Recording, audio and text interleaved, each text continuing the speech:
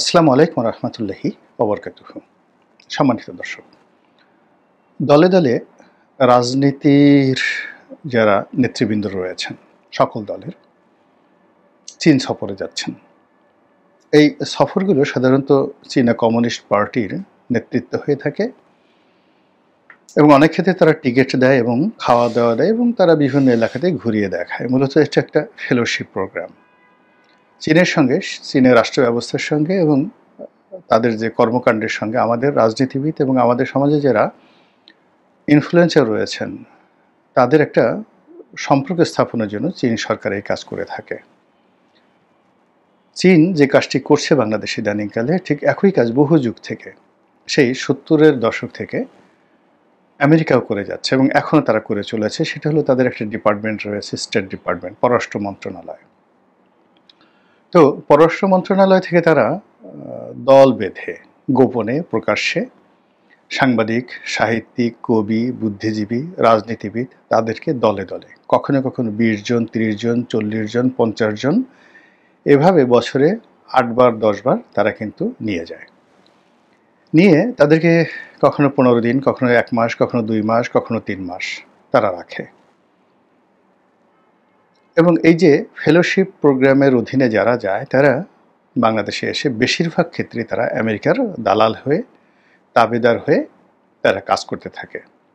এভাবে সেই পাকিস্তান জমানা থেকে এখন পর্যন্ত যারা যারা আমেরিকার এই স্টেট ডিপার্টমেন্টের ফেলোশিপ পেয়েছে তাদের সংখ্যা হাজার হাজার, এবং এই হাজার হাজার যারা ফেলোশিপ প্রাপ্ত তাদের মধ্যে যারা সম্মুখ সারিতে উঠে আসতে পারে এরাই পরবর্তীতে দেখা গেল আমেরিকার একেবারে চিহ্নিত দালাল রূপে, চিহ্নিত তাবেদার রূপে, আমেরিকান পন্থী রূপে তারা এই সমাজে আমেরিকার কৃপা বা আশীর্বাদ লাভ করে।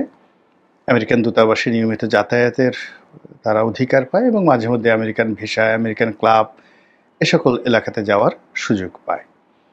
তো যে কাজটি আমেরিকা করছে সেই কাজটি চীনও কিন্তু 60-এর দশক থেকে করে আসছে, কিন্তু চীন তো আর আমেরিকার মতো এত টাকা পয়সা আগে ছিল না। চীনের আজকের যে রমরমে অবস্থা এটি মূলত দেং জিয়াওপিংয়ের জমানা থেকে। এর আগ পর্যন্ত চীন সবসময় দরিদ্র রাষ্ট্র ছিল। এমনকি যখন আমাদের মুক্তিযুদ্ধ হয় ঠিক ওই সময়টিতে আমাদের যে অর্থনীতি, অর্থাৎ 1971 সনে বাংলাদেশের যে অর্থনীতি, বাংলাদেশের যে স্ট্রেংথ তার চেয়ে চীনের স্ট্রেংথ অনেক অনেক কম ছিল। এমনকি ওই সময়টাতে এশিয়াতে সিঙ্গাপুরও 1970 সনে বাংলাদেশের পর্যায়ে যেতে পারেনি। This the reality. যাই হোক, আমরা যখন সেই পাকিস্তান জমানাতে ছিলাম তখনও মাওলানা আব্দুল হামিদ খান ভাসানী পিকিংপন্থী রাজনীতিবিদ ছিলেন এবং তিনি একাধিকবার চীন ভ্রমণ করেছেন। অন্যদিকে চীনের যে কাউন্টার এই বাংলাদেশ কমিউনিস্ট পার্টি, যেটা কমরেড মনি সিং, কমরেড ফরহাদ ওনাদের নেতৃত্বে ছিল, তারা ছিলেন রাশিয়াপন্থী।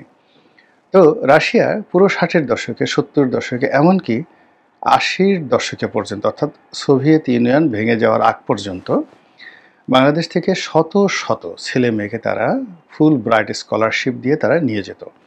ইন্টারমিডিয়েট পাশ করার পরে তারা রাশিয়ার বিভিন্ন, রাশিয়ানিক ঠিক তখন সোভিয়েত ইউনিয়ন, বিভিন্ন বিশ্ববিদ্যালয়ে তারা সেই ইঞ্জিনিয়ার, ডাক্তার এই পদে বাংলাদেশ থেকে শত শত লোকদেরকে তারা নিয়ে গিয়েছে এবং বুয়েটের সঙ্গে এদের একটা অ্যালুমনাই ছিল এবং সে সকল ডাক্তার এবং ইঞ্জিনিয়াররা এখন সমাজের বিভিন্ন স্তরে বড় বড় পর্যায়ে রয়েছেন।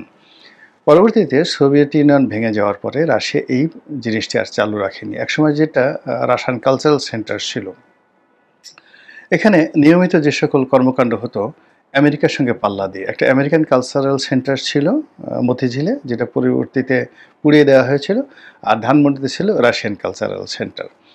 তো সেইটা সোভিয়েত কালচারাল সেন্টার, যেটা এখন রাশিয়ান কালচারাল সেন্টার হিসেবে আছে। এর বাইরে ভারতের একটা কালচারাল সেন্টার ছিল আর জার্মানির একটা কালচারাল সেন্টার ছিল ধানমন্ডিতে, কিন্তু রাশিয়ান কালচারাল সেন্টারের সঙ্গে আসলে কেউ পারেনি। তো সেই দিক থেকে চীন তাদের ক্ষুদ্র পরিসরে সামর্থ্য অনুযায়ী অতীতে যে কাজগুলো করেছে ওই কাজগুলি আবার এখন তারা নতুন উদ্যমে শুরু করেছে আমেরিকার সঙ্গে পাল্লা দিয়ে। এখন তারা বিএনপির লোক নিচ্ছে, জামাতের লোক নিচ্ছে, তারপর এনসিপির লোক নিচ্ছে, আরও অনেক ছোট ছোট রাজনৈতিক দলের লোকজনও কিন্তু এখন চীন ঘুরে এসেছে, এমনকি গণ অধিকার পরিষদের যারা লোকজন তারাও কিন্তু ঘুরে এসেছে। এটার রাজনৈতিক ইম্প্যাক্টটা কী? রাজনৈতিক ইম্প্যাক্ট কী সেটা যদি আপনারা মূল্যায়ন করতে চান, তাহলে চীন যাদের সঙ্গে খুব কৌশলগত বন্ধু, যেমন ধরুন পাকিস্তান, শ্রীলঙ্কা, তারপর মালদ্বীপ, এরপর মালদ্বীপের পরে রয়েছে মায়ানমার, এ সকল রাষ্ট্র